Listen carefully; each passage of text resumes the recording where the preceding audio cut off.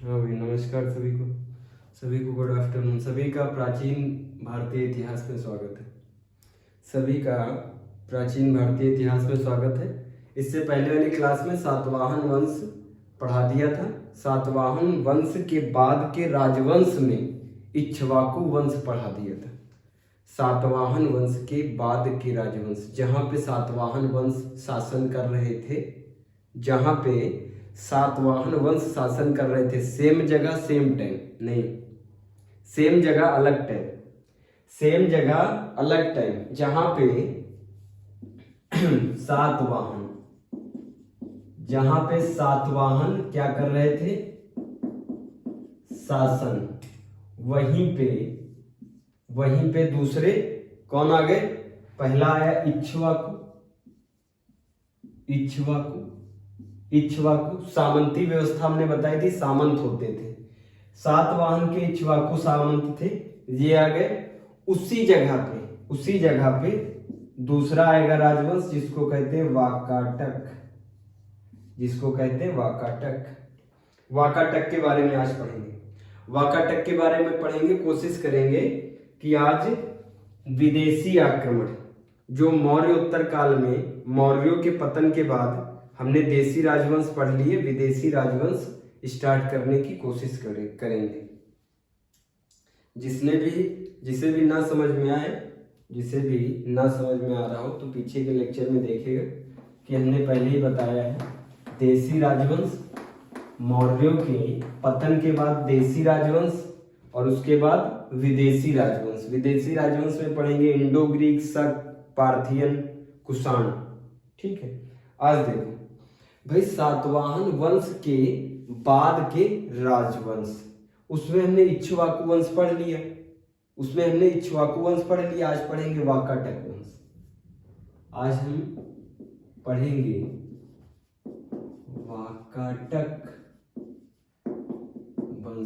वाकाटक वंश। ये सातवाहनों के सामंत हुआ करते थे। ध्यान से सुनना, हमने सामंत बता दिया पहले ही, सामंत कौन होते थे।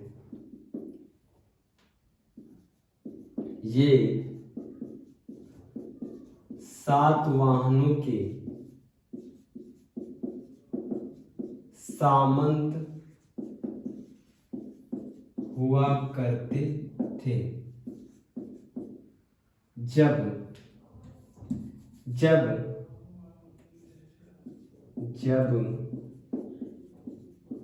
सातवाहन कमजोर पड़े, जब सातवाहन कमजोर पड़े तो ये क्या हो गए? अपने क्षेत्र में स्वतंत्र हो गए। या क्या हुआ करते थे? उनके सामंत हुआ करते थे। किसके? सातवाहन वंश हमने डिटेल में पढ़ाया भाई, हमने डिटेल में पढ़ाया सातवाहन वंश। कोई ये नहीं कह सकता डिटेल में नहीं पढ़ाया। सातवाहनों के क्या हुआ करते थे? जैसे इक्ष्वाकु सामंत थे, वैसे ही वाकाटक भी सामंत हुआ करते थे। सातवाहन के कमजोर हो जाने पर, जब सातवाहन कमजोर पड़े तो इन्होंने अपने आप को स्वतंत्र घोषित कर दिया। यहां तक आया समझ में? इन्होंने अपने आप को स्वतंत्र घोषित कर दिया। यह दक्कन के क्षेत्र में शासन करने वाला वंश था। यह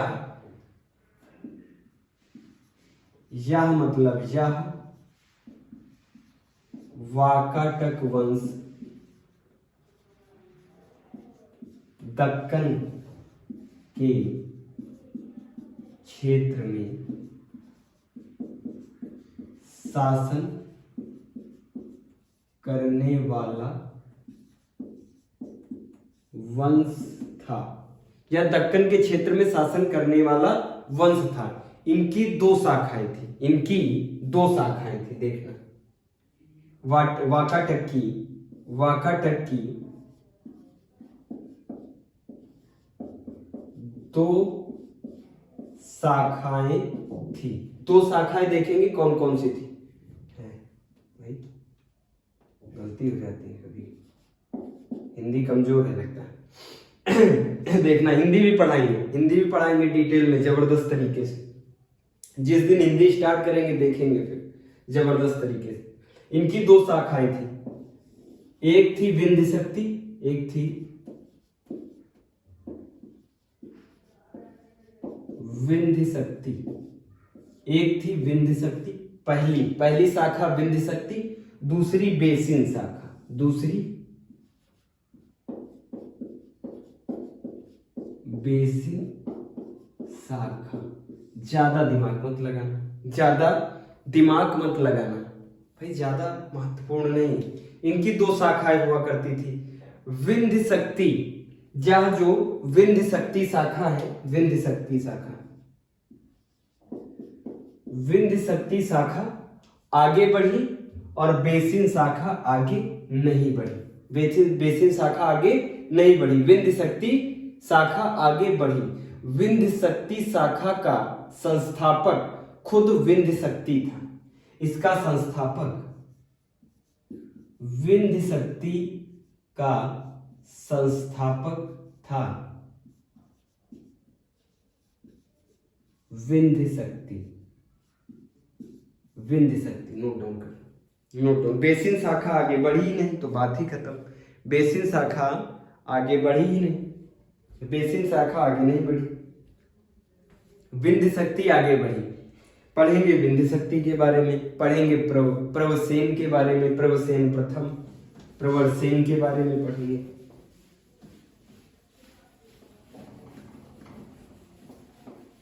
दो शाखाएं थी, बेसिन शाखा पढ़नी नहीं। वाकाटक वंश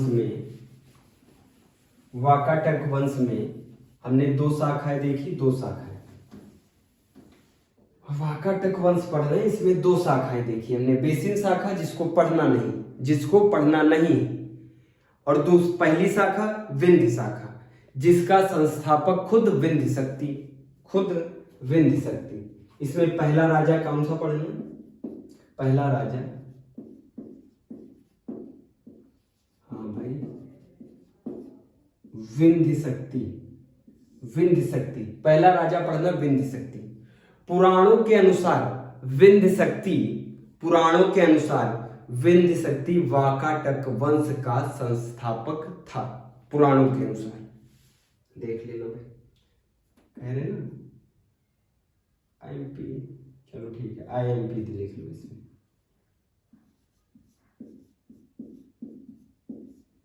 पुराणों के अनुसार कितने पुराण हैं बताना भाई। पुराणों के अनुसार, ये तो सबको पता है, विंध्य शक्ति वाकाटक वंश का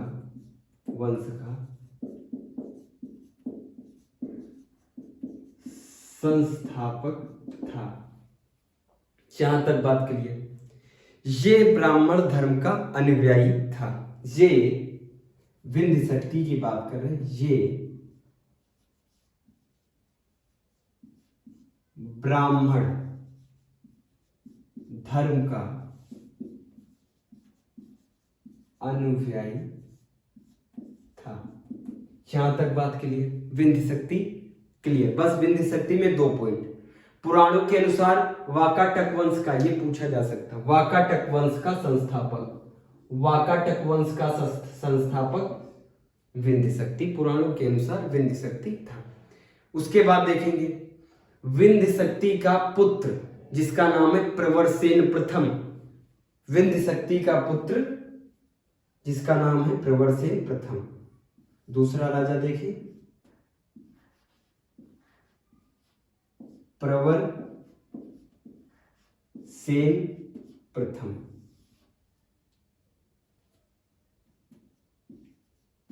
यह विंध्य शक्ति का पुत्र तथा उत्तराधिकारी था, उत्तराधिकारी था, जहां तक बात क्लियर, उत्तराधिकारी था। ये वाकाटक वंश का सबसे प्रतापी शासक था। कौन? प्रवरसेन प्रथम। ये वाकाटक वंश का सबसे प्रतापी शासक, ये वाकाटक वंश का सबसे प्रतापी शासक था। सिंपल सी बात, ये वाकाटक वंश का सबसे प्रतापी शासक था। इन्होंने बड़े राज्य का विस्तार किया। भाई प्रतापी शासक है तो जरूर कई सारे युद्ध जीते होंगे, तभी तो इनको प्रतापी शासक कहते हैं, तभी तो इनको प्रतापी शासक बोलेंगे। भाई इन्होंने बड़े क्षेत्र का विस्तार किया, बुंदेलखंड से हैदराबाद तक, बुंदेलखंड से हैदराबाद तक। ये इस वंश के सबसे प्रतापी शासक, इन्होंने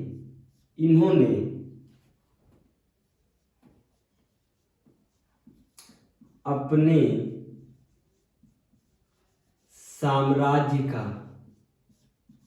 विस्तार किया। कहां से कहां तक? कहां से कहां तक है बताया ना, बुंदेलखंड से हैदराबाद तक।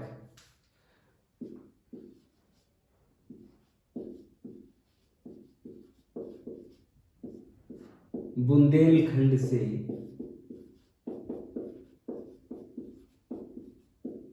हैदराबाद तक किसने? प्रवरसेन प्रथम ने। इन्होंने महाराज की उपाधि ली, इन्होंने महाराज की उपाधि ली, 4 अश्वमेध यज्ञ करवाए। इन्होंने महाराज की उपाधि ली। वाकाटक वंश में सबसे प्रतापी शासक प्रवरसेन, पहला पॉइंट। किसका पुत्र है? विंध्य शक्ति का। विंध्य शक्ति कौन? वाकाटक वंश का संस्थापक, उसका पुत्र प्रवरसेन प्रथम। प्रवरसेन प्रथम के बारे में कितने बिंदु जाने? या उनका पुत्र था, किनका पुत्र था? विंध्य शक्ति का पुत्र था। सबसे प्रतापी शासक है वाकाटक वंश का। तीसरी बात क्या है? इन्होंने साम्राज्य विस्तार किया। कहां से कहां तक? बुंदेलखंड से हैदराबाद तक। इसने महाराज की उपाधि ली, इसने महाराज की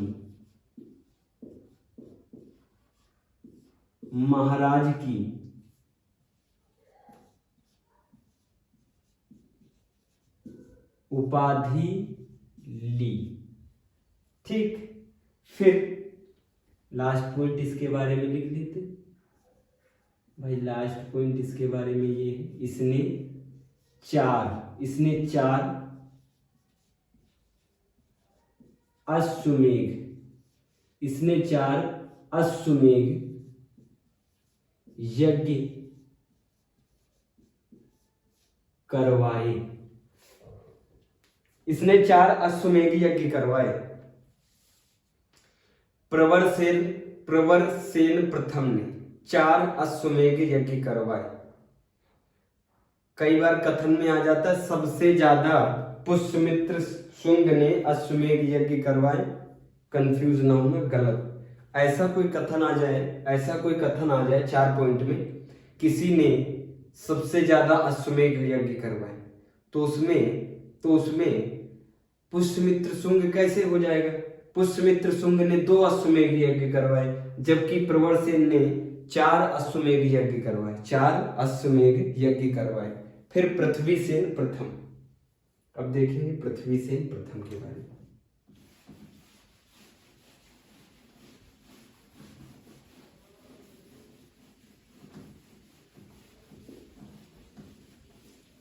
पृथ्वीसेन प्रथम थोड़ा बोरिंग है,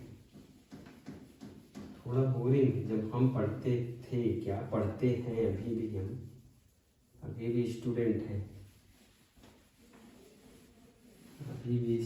हैं, जब पढ़ते हैं तो हमें भी ये वाला पॉइंट उस टाइम तो बहुत बोरिंग लगता था।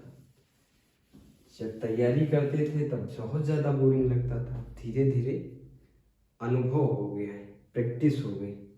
वाकाटक वंश में अब पृथ्वी सेन प्रथम तीसरा शासक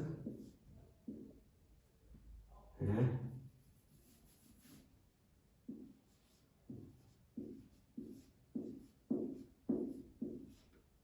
पृथ्वी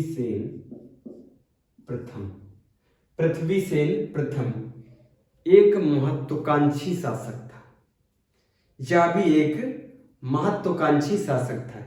इसने वैवाहिक संबंध बनाकर अपने राज्य का विस्तार किया और अपने राज्य को मजबूती प्रदान की।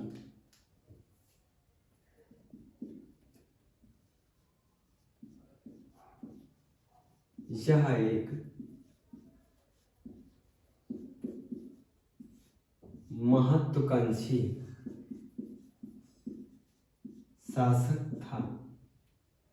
बात क्लियर? यह एक महत्वाकांक्षी शासक था, सीधी बात।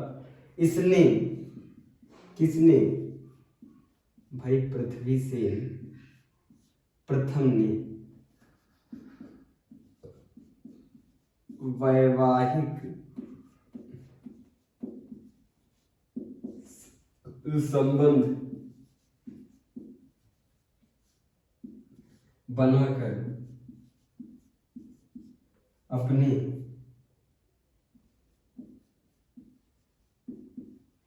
साम्राज्य को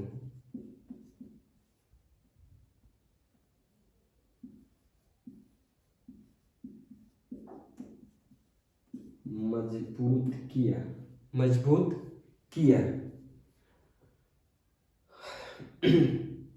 वाकाटक वंश का आखिरी शासक है हरिसेन। वाकाटक वंश का आखिरी शासक पूछा जा सकता है।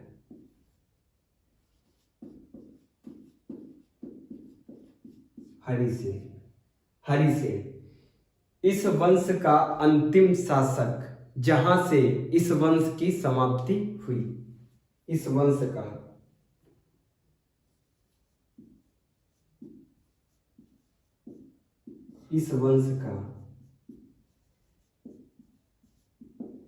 अंतिम शासक था। नोट डाउन करो। फिर इसके बाद महत्वपूर्ण, फिर इसके बाद बेहद महत्वपूर्ण।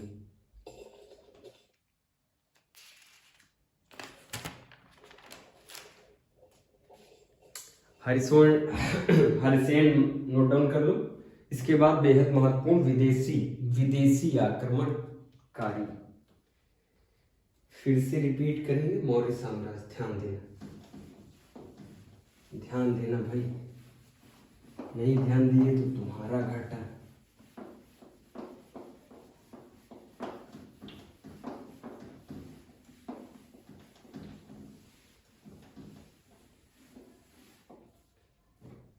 देखना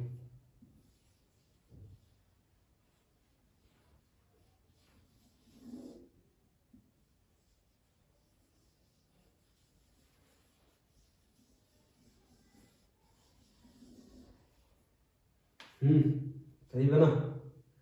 हाँ भाई, भारत बन गए।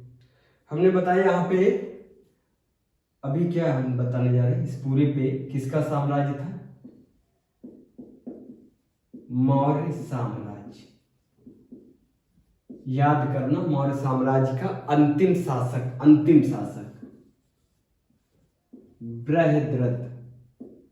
बृहद्रथ अंतिम शासक। इसको किसने मारा? इसको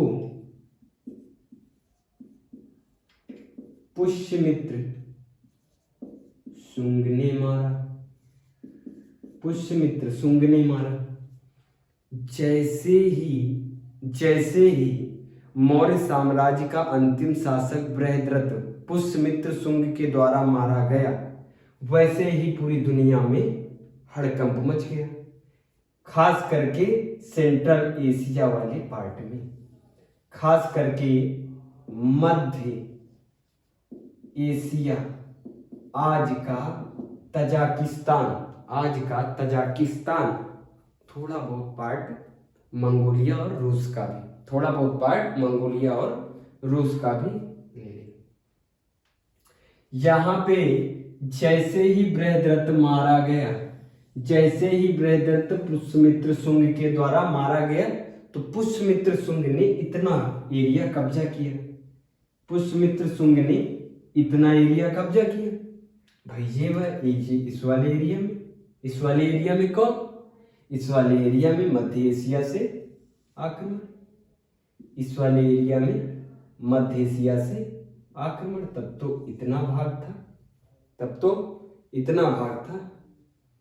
इस वाले भाग पे उत्तर पश्चिम, उत्तर पश्चिम के भाग पे, उत्तर पश्चिम के भाग पे, उत्तर पश्चिम, उत्तर पश्चिम भाग पे,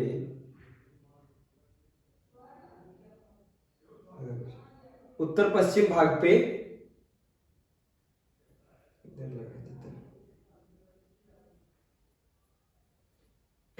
हाँ, उत्तर पश्चिम, उत्तर पश्चिम भाग पे विदेशी आक्रमण, उत्तर पश्चिम भाग पे विदेशी आक्रमण,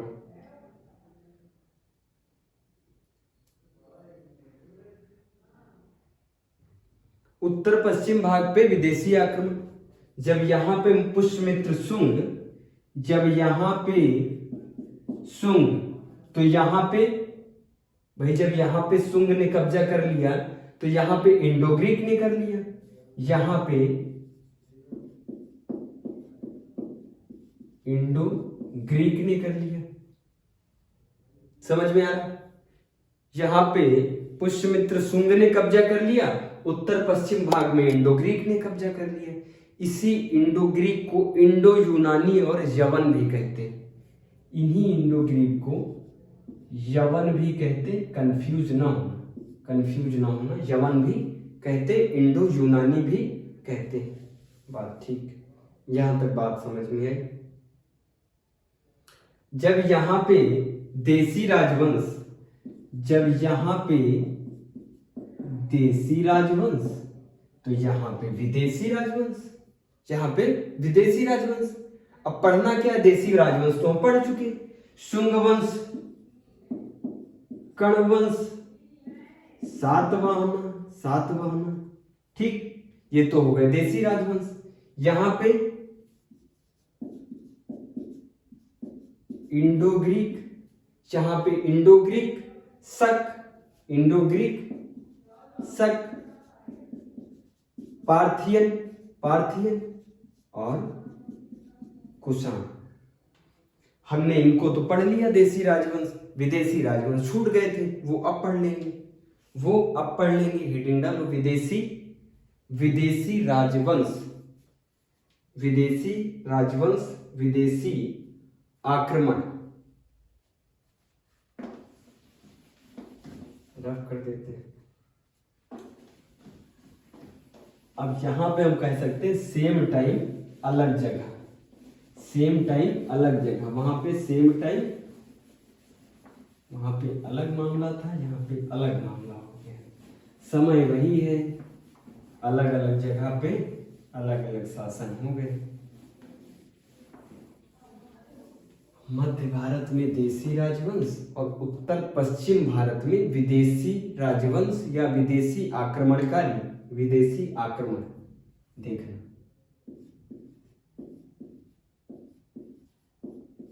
ध्यान देना, विदेशी आक्रमण, विदेशी आक्रमण, ध्यान से समझना। विदेशी आक्रमण में किन किन किन को पढ़ना, देखना किन किन को पढ़ना है। पहले हमको ध्यान से इंडो ग्रीक के बारे में पढ़ना है जबरदस्त तरीके से। उसके बाद हमको शक के बारे में जबरदस्त तरीके से, इनकी 5 शाखाएं थी, सब कुछ पढ़ेंगे। उसके बाद ज्यादा महत्वपूर्ण नहीं लेकिन पढ़ना तो पड़ेगा जब आएंगे, पार्थियन के बारे में। उसके बाद सबसे महत्वपूर्ण कुषाण के बारे में पढ़ना है। ठीक, स्टार्ट करते हैं। देखना, पहले इंट्रोडक्शन बता देते हैं, इंट्रोडक्शन जिसमें समझ में है। मौर्य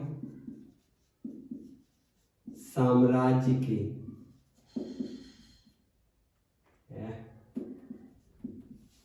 अंतिम शासक बृहद्रथ की मृत्यु के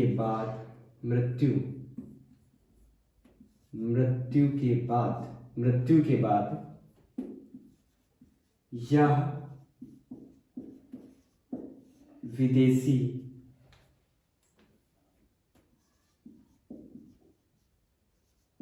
आक्रमणकारी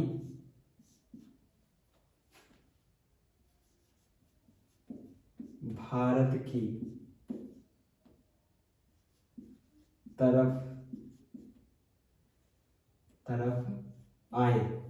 की तरफ आए। कुछ लोग चाइना की तरफ भी गए थे, कुछ देख लेना ध्यान से, इतिहास बड़ा गहरा है। कुछ आक्रमणकारी चीन की तरफ जाने लगे, तब चाइना ने तब यह दृश्य देखकर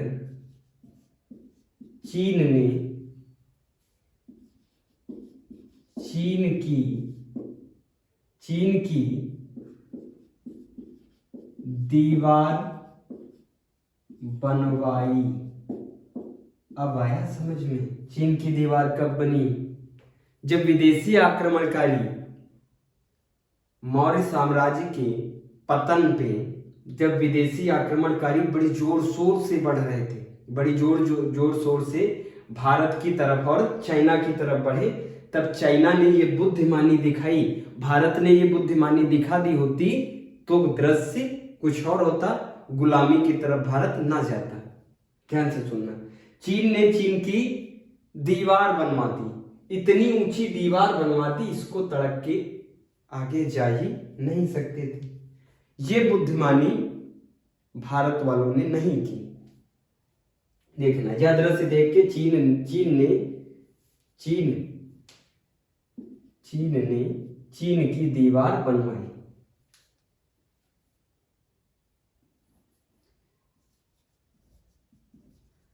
जबकि भारत ने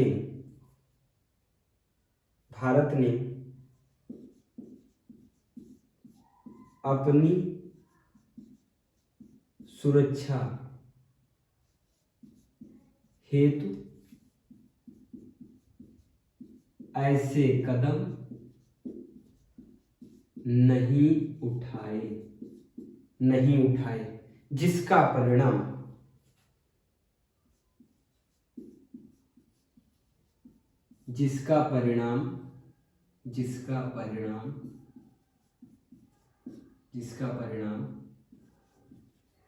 हमें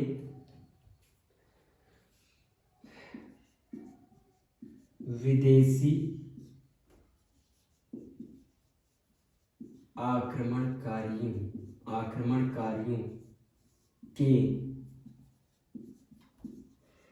आक्रमण को देखना पड़ा। बड़ी बात नहीं, छोटी सी बात बताइए, नोट डाउन कर लो, फटाफट नोट डाउन कर लो। है, दिख तो रहा है साहब।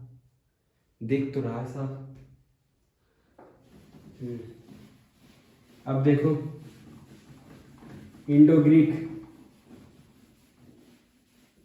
हिंदू उस पहाड़ी से, अरे वहीं पे बना देते चाइना जैसी दीवार, कैसे आते? अगर आते नहीं तो इतिहास पढ़ा कैसे जाता? इसीलिए तो भारत का इतिहास इतना गहरा है। देखो, इतने दिनों से इतिहास पढ़ा रहे, प्राचीन भारतीय इतिहास इतने दिन से पढ़ा रहे। सोचो, इतने दिनों से प्राचीन भारतीय इतिहास पढ़ा रहे, है? किसी देश का इतिहास इतना गहरा होगा? इसके बाद मध्य भारत चलेगा। भाई लास्ट लगभग पहुंच रहे हैं, लगभग कोशिश कर रहे हैं कि पहुंच जाए। अभी हम कहाँ पहुंच गए? विदेशी आक्रमणकारी। हाँ, विदेशी आक्रमणकारियों के बाद में हम गुप्त वंश पढ़ेंगे। गुप्त वंश के बाद गुप्तोत्तर वंश। गुप्तोत्तर वंश का मतलब गुप्त के बाद के जो शासक आए उनके बारे में। फिर साउथ वाले दक्षिण भारत के कुछ चोल पांड्य राज्य देख के एंट्री कर जाएंगे कहाँ? मध्य भारतीय इतिहास में, मेडाइवल हिस्ट्री में। हाँ भाई, इंडो यूनानी शासक या इंडो ग्रीक, सब बात एक ही। विदेशी आक्रमणकारी। विदेशी आक्रमणकारी में सबसे पहले, हाँ भाई, सबसे पहले इंडो ग्रीक एक नाम, इंडो यूनानी वही, ठीक, यमन भी वही। अब कहेंगे तो कंफ्यूज मत होना। मौर्य साम्राज्य के पतन के बाद राजनैतिक अराजकता का लाभ उठाकर भारत में विदेशी आक्रमणकारी आए। चीन ने आक्रमणकारियों का यह दृश्य देख के चीन की दीवार बनवा दी, जबकि भारत ने यह कार्य नहीं किया। यह आक्रमणकारी हिंदू कुश को पार करके भारत के उत्तर पश्चिम भाग पे आक्रमण करते हैं और कब्जा कर लेते हैं। देखना, यह आक्रमणकारी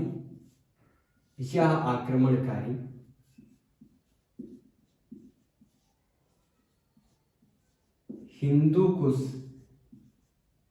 कुश पर्वत, हिंदू कुश दर्रा है भाई, हिंदू कुश पर्वत के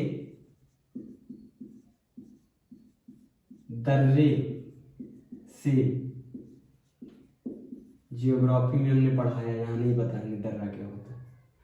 आक्रमणकारी हिंदू कुश पर्वत के दर्रे से आकर क्या लिखती है? दर्रे से आकर भारत के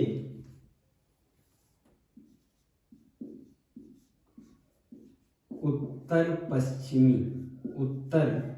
पश्चिमी भाग पे आक्रमण करते हैं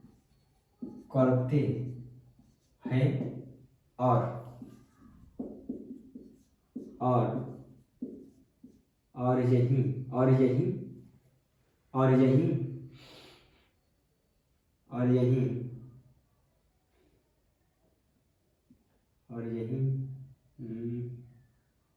अपने साम्राज्य का विस्तार यहीं से स्टार्ट कर देते हैं, आक्रमण करते हैं और यहीं से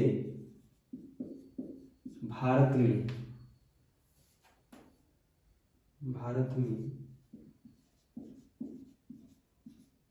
अपने साम्राज्य का विस्तार प्रारंभ करते हैं।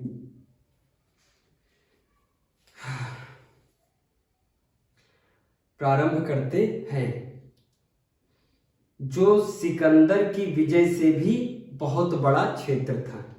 इतना क्षेत्र विस्तार किया जो सिकंदर की विजय से भी बड़ा क्षेत्र था। विस्तार प्रारंभ करते हैं। क्या लिख रहे हैं यार आज? इनका विजित क्षेत्र सिकंदर से भी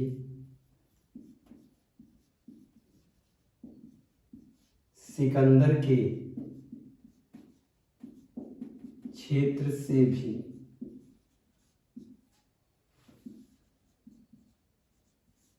काफी बड़ा था।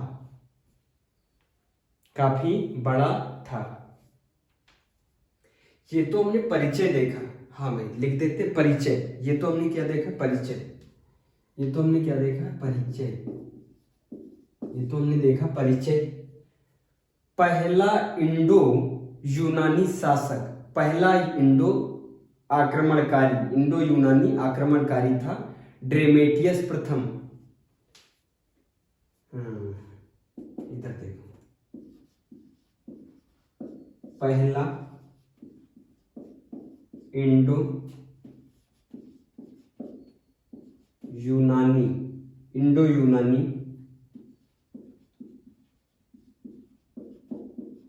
आक्रमणकारी पहला इंडो यूनानी आक्रमणकारी है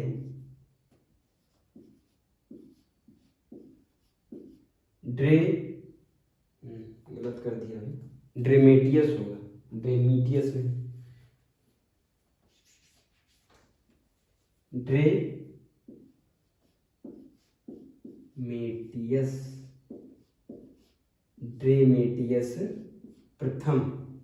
ड्रेमेटियस प्रथम था।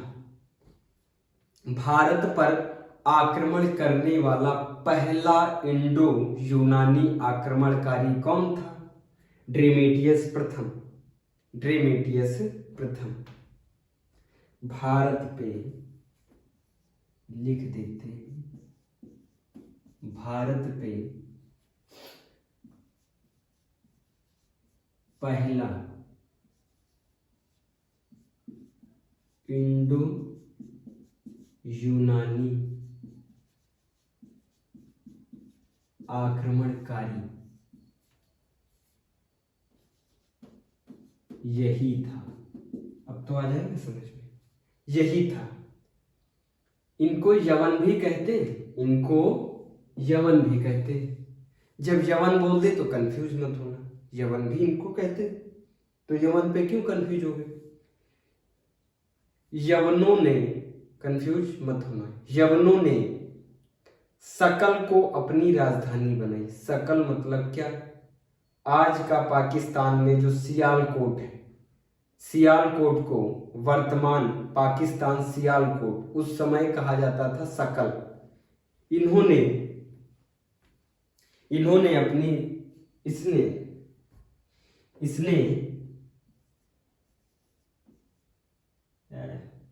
अब तो एक ही रखे, तो इधर यवनों ने लिखो ना, सकल ही तो रहेगी राजधानी, इसने नहीं, यवनों ने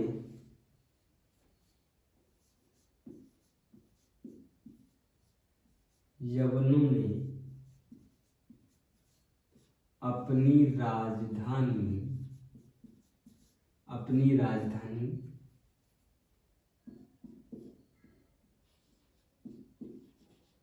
सकल, ये वाली सकल नाम था क्षेत्र का। आज का कौन सा? सियालकोट पाकिस्तान वर्तमान में सियालकोट पाकिस्तान इनकी क्या थी? अरे भाई आज का सियालकोट पाकिस्तान उस समय सकल, और सकल इनकी क्या थी? राजधानी। यहां तक आया समझ में? सकल इनकी राजधानी थी। इनका क्षेत्र मथुरा तक, यूपी के मथुरा तक स्थापित हो गया था। इनका क्षेत्र यूपी के मथुरा तक स्थापित हो गया था। यवनों का सबसे शक्तिशाली शासक मीनांडर, सुना होगा इतिहास में, मीनांडर, उसको ही मिलिंद भी कहते हैं। यवनों का सबसे शक्तिशाली शासक मीनांडर था। नोट डाउन करो, देखे टाइम कितना, अभी मीनांडर तो निपटा देंगे भाई।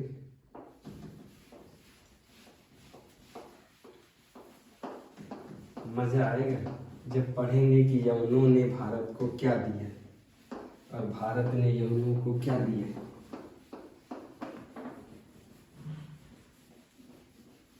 यवनों ने भारत को क्या दिया? ये भी आगे पढ़ेंगे। अभी देखो, मिनांडर सबसे शक्तिशाली शासक, यवनों का सबसे शक्तिशाली शासक था मिनांडर। मिनांडर पहले हमने ड्रेमेटियस प्रथम को देख लिए। ड्रेमेटियस प्रथम सबसे पहले आया था। ड्रेमेटियस प्रथम, ध्यान रखना, ड्रेमेटियस प्रथम सबसे पहले आया था, लेकिन सबसे महान यवन शासक मिनांडर। मिनांडर दूसरा,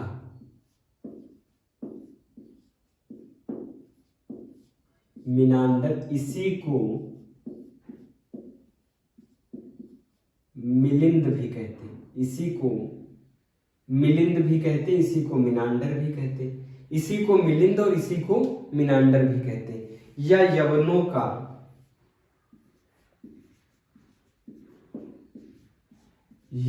का सबसे शक्तिशाली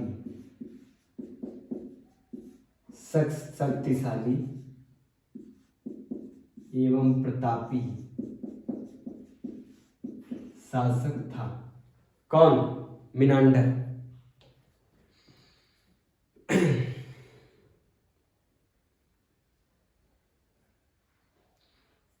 इसने अपने समय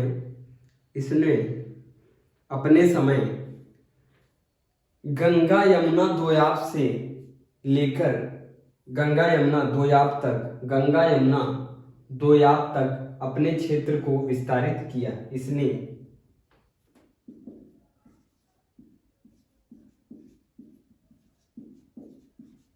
अपने क्षेत्र को गंगा यमुना दोआब तक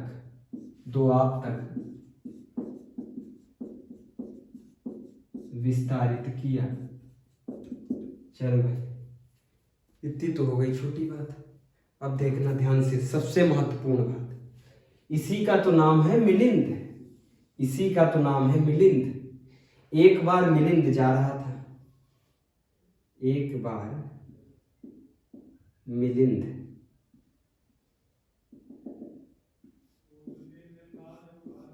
देखो भाई, ये है मिलिंद।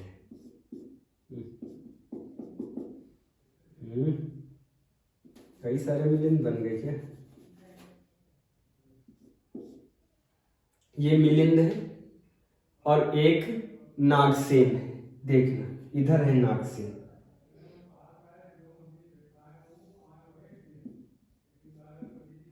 एक ये है,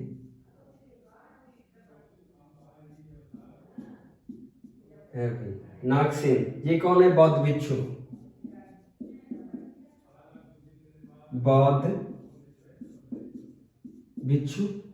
और ये क्या है? शासक है जिसका नाम है मिलिंद। ये जा रहा था।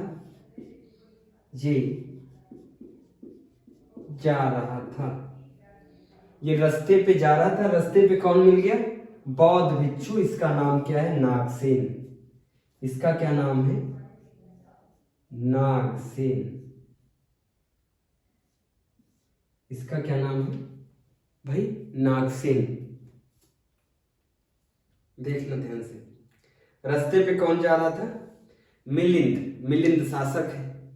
मिलिंद रास्ते पे जा रहा था और रास्ते में कौन मिल गया?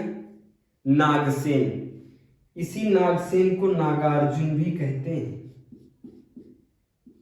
भाई। इसी को नागार्जुन भी कहते हैं। इसी को नागसेन भी कहते हैं। कौन रास्ते पे जा रहा था? मिलिंद जा रहा था। रास्ते पे कौन मिल गया? नागसेन रास्ते में मिल गया। इन दोनों के बीच बातचीत हुई। इन दोनों के बीच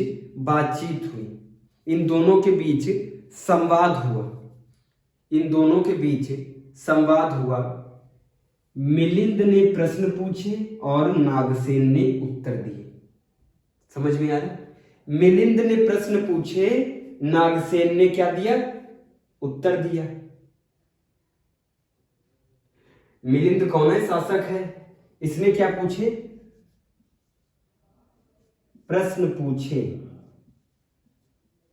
प्रश्न पूछे किससे? नागसेन से। इन्होंने क्या दिया? उत्तर। और इन्हीं प्रश्न और उत्तर को, ये जितना भी संवाद हुआ प्रश्न और उत्तर का, किसने पूछा प्रश्न? मिलिंद ने पूछा प्रश्न, उत्तर दिया नागसेन ने। इन्हीं प्रश्न और उत्तर को एक पुस्तिका बना दी गई। इन्हीं प्रश्न और उत्तर को मिलाकर एक पुस्तिका बना दी गई, एक पुस्तक बनाई गई, जिसको कहा जाता है मिलिंदपन हो। जिसको कहा जाता है मिलिंदपन हो।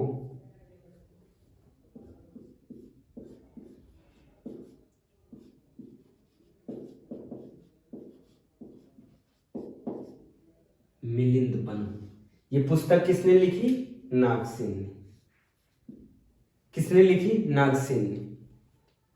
इसको इस संवाद को एक पुस्तक का रूप दे दिया गया, जो मिलिंद तथा नागसेन के मध्य हुए संवाद को एक पुस्तक का रूप दे दिया गया, जिसे मिलिंदपन्हो कहा जाता है। मिलिंदपन्हो के नाम से जाना जाता है। मिलिंद के द्वारा पूछे गए प्रश्न और नागसेन के द्वारा दिए गए उत्तर। नागसेन से इतना प्रभावित हो गए, नागसेन से इतना प्रभावित हो गए मिलिंद, जिनको मिनांडर कहते, इतना प्रभावित हो गए कि इन्होंने भी बौद्ध धर्म अपना लिया। इन्होंने भी बौद्ध धर्म अपना लिया। मिलिंदपन्हो देखते हैं। मिलिंदपन्हो इंपॉर्टेंट है ना पुस्तक। मिलिंदपन्हो पूछा जाता है।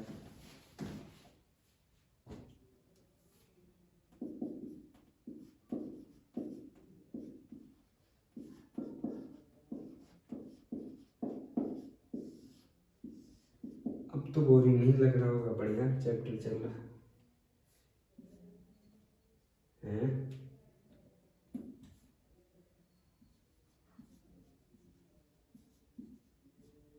मिलिंद के द्वारा नागसेन से किए गए संवाद मतलब बातचीत को एक पुस्तक का रूप दे दिया गया, जिसे मिलिंदपन्हो कहते हैं। इतना ज्यादा लिखने की जरूरत नहीं, तो बार बार मिलिंदपन्हो लिखेंगे क्या? जिसे मिलिंदपन्हो कहते हैं। सबसे इंपॉर्टेंट इतना तो करा ही देते। समय देख ली है भाई, बहुत समय हो गया, 48 हो गया। चलो कोशिश करते हैं, इतना तो करा ही देते कि क्या दिया भाई। जब 0 दिया मेरे भारत ने, दुनिया को तब गिनती आई, देता न दशमलव भारत तो यूं चांद पे जाना मुश्किल था। वाह भाई वाह। लेकिन हम यहाँ पे क्या देखने जा रहे हैं? हम यहाँ पे देखने जा रहे हैं भारत को यूनानियों की देन। भारत को यूनानियों की देन। भारत को यूनानियों की देन। भारत को, हाँ भाई, भारत को यूनानियों की देन। यूनानी थे तभी तो इनको कहते हैं इंडो यूनानी थे। ध्यान से सुनो, क्या क्या यूनानियों ने भारत को दिया। पानी पी ले।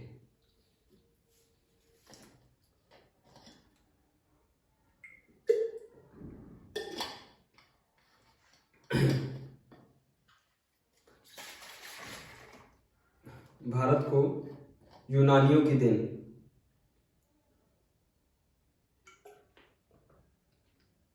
भारत में सोने के सिक्के जारी करने वाले पहले शासक इंडो यूनानी थे। सबसे पहले सोने के सिक्के इन्होंने चलाए, इंडो यूनानी शासक ने। इन सिक्कों पे अंकन की शुरुआत की, अंकन की शुरुआत, इन सिक्कों पे अंकन की शुरुआत की और इन सिक्कों को एक सांचे और ढांचे से बनाया गया।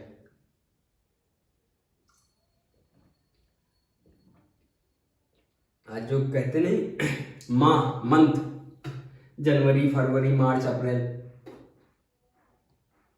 जो माह दिया है, जो मंथ का कॉन्सेप्ट दिया, वो भी यूनानियों ने भारत को दिया। डेट भी यूनानियों ने बताया कि मंथ में कितनी डेट होती है। फरवरी में 1 से 28 तक रहेगी, है, फरवरी में 1 से 28 तक रहेगी, 1 से 29 तक कब रहेगी, 1 से 30 तक रहेगी, 1 से 31 तक। डेट भी उन्होंने बताई, मंथ को दिया और मंथ में डेट को निर्धारित किया। तथा सप्ताह भी बताएं कि 7 दिन का हफ्ता होगा।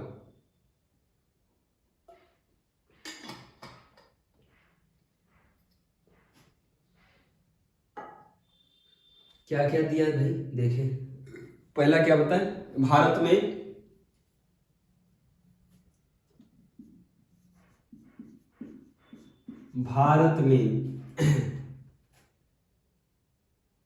में इंडो यूनानियों ने सबसे पहले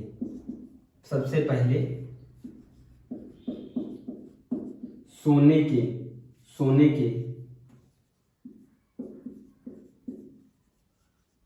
सिक्के चलाए। सोने के सिक्के चलाने में भी बड़ा इतिहास है।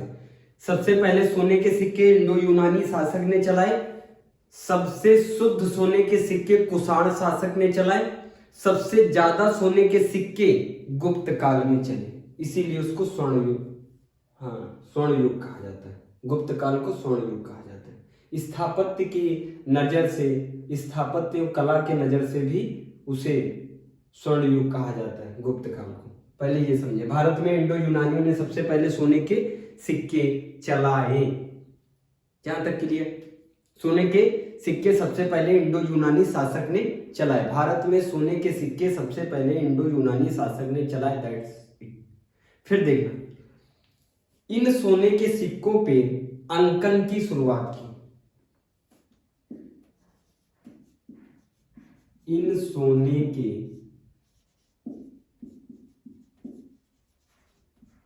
सिक्कों पे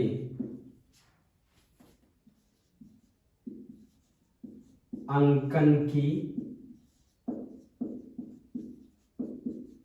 शुरुआत की। गजब की बात है, अंकन की शुरुआत की। फिर देखते हैं, माह नहीं कहते, माह, महीना, मंथ भी इन्होंने ही दिया। मंथ, माह कितने दिन का होगा इन्होंने बताया भाई। फरवरी होगी 1 से 28 तक, और कुछ होंगे 1 से 29, कुछ होंगे 1 से 30, कुछ होंगे भाई 1 से 31। माह का कॉन्सेप्ट इन्होंने ही दिया। तथा सप्ताह भी बताया, तथा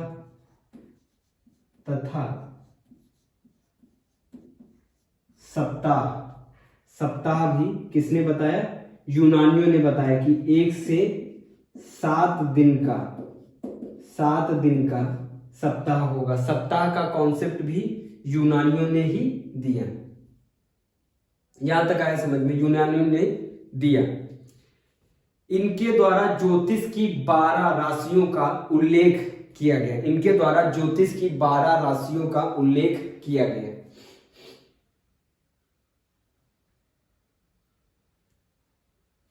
देख, इनके द्वारा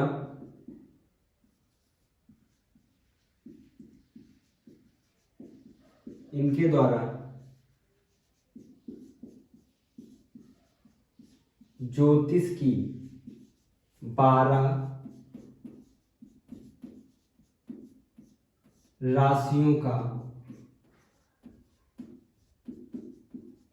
उल्लेख किया गया है 12 राशियों का उल्लेख किया गया। यहां तक आया समझ में। इनके द्वारा नाटकों में जो पर्दा गिरता है, नाटकों में कभी नाटक आपने देखा है, नाटक तो देखा होगा ना, पुराने नाटक देखना, उसमें पर्दा बंद हो जाता है, पर्दा खुलता है, पर्दा खुल गया, एक्शन स्टार्ट, पर्दा बंद। ऐसा देखा नहीं देखा भाई? नाटक में ऐसे एक स्टेज होता है, ऐसे स्टेज होता है, ऐसे राड पे ऐसे करके एक पर्दा होता है, अभी वो खींचने पे ऐसे खुल जाता है, इस साइड में इस साइड में है, वो वाला बता रहे। पर्दा प्रथा नहीं बता रहे। पर्दा नाटकों में पर्दा प्रयोग करने का प्रचलन इनके द्वारा ही किया गया।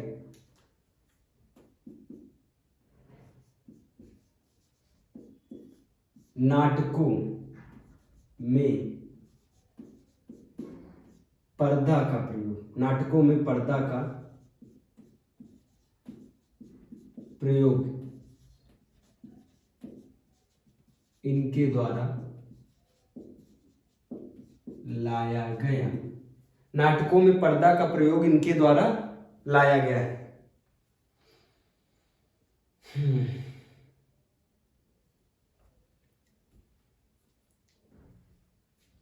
फिर देखना, हमने बताया ना सिक्कों पे अंकन का प्रयोग, अंकन का हिसाब किताब चालू किया।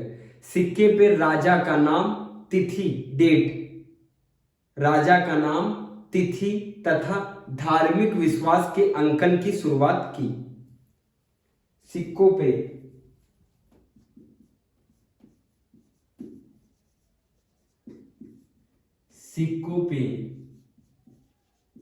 राजा का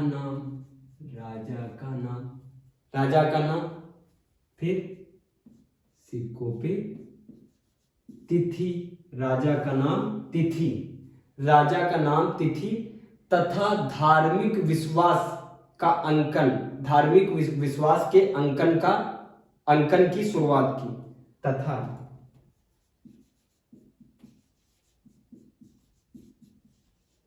धार्मिक विश्वास के अंकन की शुरुआत की। यहां तक आ गया समझ में? यूनानियों ने हेलेनिस्टिक समझ में नहीं आएगा, हेलेनिस्टिक कला बताएंगे। हेलेनिस्टिक कला की शुरुआत की, जो आगे चलकर गांधार में परिवर्तित हो गई। जो आज गांधार कला पढ़ते, गांधार कला, समय बहुत हो रहा है, समय बहुत हो गया भाई। हेलेनिस्टिक कला, समय हो गया है ना। सोच रहे नेक्स्ट क्लास में कराएं, बहुत लंबी क्लास हो जाएगी। चलो थोड़ा ही बचा है, थोड़ा ही क्या, लास्ट पॉइंट है, लिख लो। इन्होंने हेलेनिस्टिक कला,